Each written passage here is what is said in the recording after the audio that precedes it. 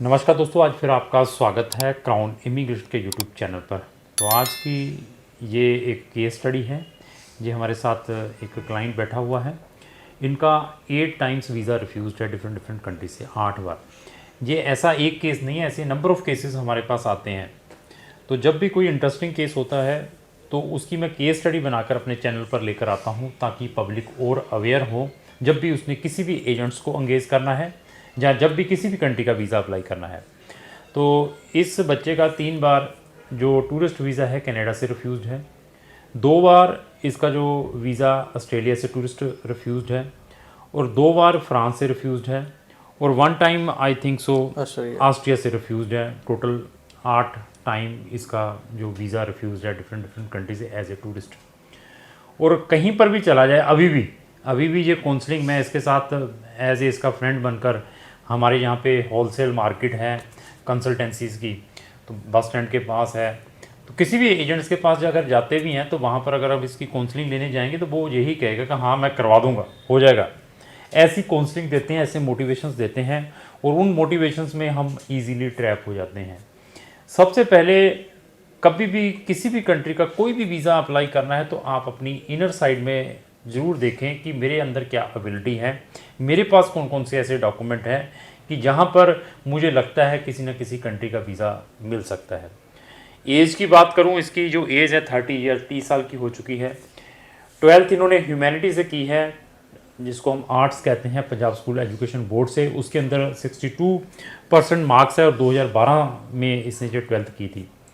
तो अभी ऐसी प्रोफाइल को आप अपने लेवल पर असेस करें कि मेरी क्या एबिलिटी है, कौन सी कंट्री मुझे वीज़ा दे सकती है ऐसी प्रोफाइल को। मेरे पास आता अगर कभी भी, तो सबसे पहले मैंने इसको एक ही चीज़ सजेस्ट करनी थी कि तुम्हारा केस मैंने सारा एनालाइज कर लिया है, तो तुम्हारे लिए ये ऑप्शन है। अभी 30 साल उम्र हो चुकी है, अभी आज मेरे पास आया है, आज जो मेरी असेसमेंट है वो डिफरेंट टाइप की है। हाँ, ये अगर पहले आता जब इसकी एज अंडर 25 होती, इसी प्रोफाइल को मैं शेंगन के अंदर एज ए स्टूडेंट अप्लाई कर सकता था। लेकिन आज की डेट में ऐसी प्रोफाइल को स्टूडेंट अप्लाई करना भी मेरे लिए बहुत ही बड़ा एक चैलेंज है।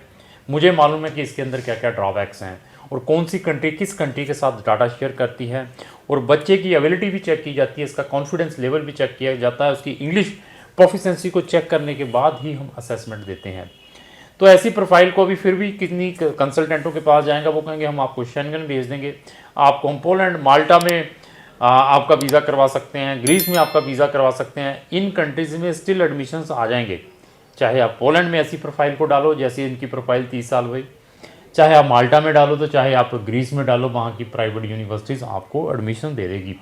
लेकिन किसी भी इन तीनों एम्बेसी ने इसको वीज़ा नहीं देना है, क्योंकि जब भी कोई भी पर्सन हमारे पास आता है तो उसकी प्रोफाइल बीइंग ए एम्बेसी बन के हम कंसिडर करते हैं, being a not a consultant, कि हमने सिर्फ अपनी 15-20 हज़ार की फ़ीस लेनी है। तो अभी इनको कुछ मैंने प्रिकॉशंस भी बताए हैं, फिर भी मैंने इनको ये बताया कि अगर वो प्रिकॉशंस भी ले लेते हो, 70 से 80% चांसेस ही रहेंगे। और अभी क्या है कि इनसे मैंने ये भी पूछा कि अभी लोगों ने आपको सर्बिया के बारे में रिकमेंड नहीं किया कि आपको वहाँ से डोंकी लगा देते हैं या वैसे करवा देते हैं, क्योंकि सर्बिया का भी अभी ऑन अराइवल बंद हो चुका है, वीज़ा लेकर ही जाना पड़ेगा। तो कहता नहीं, मैंने ऐसे नहीं जाना है, फिर भी मैं ये सोच रहा हूँ कि मुझे प्रॉपर वीज़ा मिल जाए, मैं अपने लेवल पर एफर्ट करूँ। ऐसी प्रोफाइल को मैं फिर बता दूं, वर्क परमिट मिलने के कुछ चांसेस हैं शेंगन के अंदर, वो भी एक स्पेसिफिक कंट्री में है। पोलैंड में डालना है, वर्क परमिट के पेपर मंगवा देंगे, मुझे पता पोलैंड में इसको वीज़ा नहीं देना।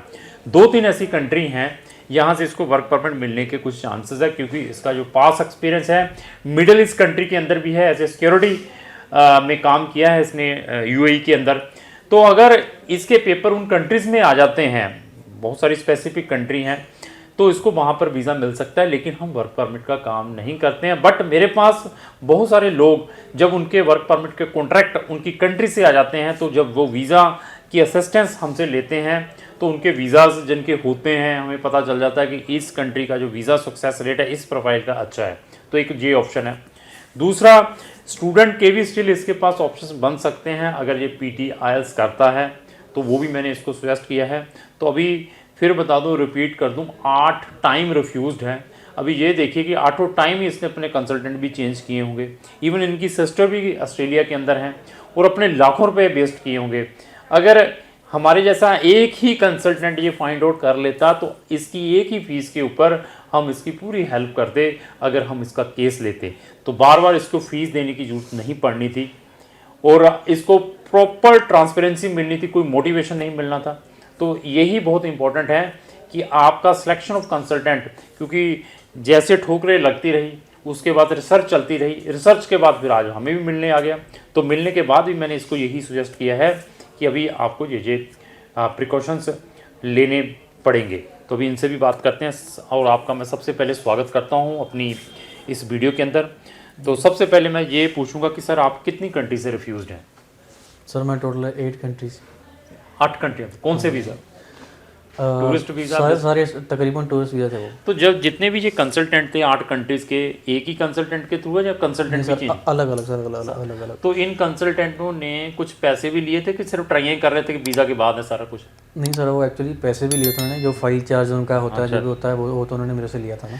बाकी एम्बेसी फीस अलग मेरा लगा, वो तो लगना था मुझे। तो कितना पैसा वेस्ट कर चुके होंगे इस इंटायर प्रोसेस में, अंदाजा कुछ?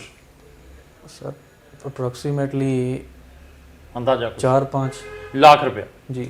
मतलब इस प्रोसेस के अंदर ये 8 कंट्री में पूरा पेपर वर्क करना, सम बीच में एम्बेसी फीस लगा लो, बीच तो में जब आप इनके पास जाते हैं, जैसे ये 8 वीज़ाज आपके रिफ्यूज हुए हैं, कनाडा को भी डाल दिया, फलाना भी डाल दिया, हमारे पास आता है मैं कहा भैया तेरी प्रोफाइल ही नहीं है, यहाँ डालने का फ़ायदा ही नहीं है। तो हम तो पहले कहते हैं। तो जब हम ऐसे एजेंट्स के पास जाते हैं जहाँ पे वो कहता है कि मैं कनाडा में भी डालूंगा फलाना, उनका जो कहने का स्टाइल है, केस लेने का स्टाइल क्या है कि वो यही कहते हैं कि हम 100% करा के देंगे, भेज देंगे, क्या कहते हैं वो, या कहते हैं ट्राई मारेंगे? नहीं सर, एक दो ने 100% बोला था मुझे। अच्छा। लेकिन ज़्यादातर उन्होंने ये नहीं बोला कि 100% करके दें, के लिए वो तो अपना लक होता है, मुझे पता है। ठीक है। लेकिन बस उसके अलावा मेरा भी एक ड्रीम था कि बाहर जाने वो तो ठीक है, ड्रीम है। मैं आपकी एक चीज़ को प्रेज करता हूँ जो आपके अंदर अच्छी है कि आपको ठोकरें लगती रही, जी जी, आप रिफ्यूज होते रहे पर डिमोरलाइज नहीं है, स्टिल पॉजिटिव है, बाहर जाना है। Thank you sir. मैं एक चीज बता दूं, वर्ल्ड के अंदर ऐसी कोई चीज नहीं है जो आपको मिल नहीं सकती। अगर आपका कर्मा, आप उसके ऊपर प्रॉपर परफॉर्म करते हैं, गिर के ही आपको आपकी मंजिल मिल सकती है। एफर्ट कर करके ही आप अपनी डेस्टिनेशन में पहुंच सकते हैं। गिर गए, अभी कहोगे मैं तो आगे जा ही नहीं पाऊंगा, मेरा एक्सीडेंट हो जाएगा, मैं इस एग्ज़ाम में फेल हो गया, मैं दोबारा नहीं बैठूंगा। तो जब तक उस एग्ज़ाम में फेलुअर के बाद क्या आता है, जब फेल होता है बंदा तो पास होता ना, एक बार फेल, 2 बार, आपका एक दिन जरूर आएगा। बट एक आपके अंदर ये है कि आपका कंसल्टेंट कितना कॉम्पिटेंट है, दैट इज़ वेरी इंपॉर्टेंट, जिसके थ्रू आप अपना केस अप्लाई कर रहे हैं।